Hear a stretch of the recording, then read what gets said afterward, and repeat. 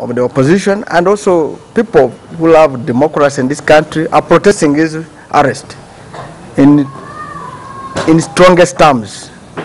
One, Dr. Chiza, there has been a court ruling that is free to move anywhere in any means in this country. It is in that regard that we are calling on all peace-loving Ugandans to condemn this act of Uganda government led by the police in strongest terms, and call on all democratic forces to rally behind Dr. Kizza Besigye to see that he really gets justice. What I want to say, the day Dr. Besigye falls down, the day he dies out of this mistreatment of the government, is the day President Museveni will know that Uganda is very, very small for him. And some of us who wanted the Nile Republic, probably it is high time we hide Museveni, we hide Besigye in the Nile Republic.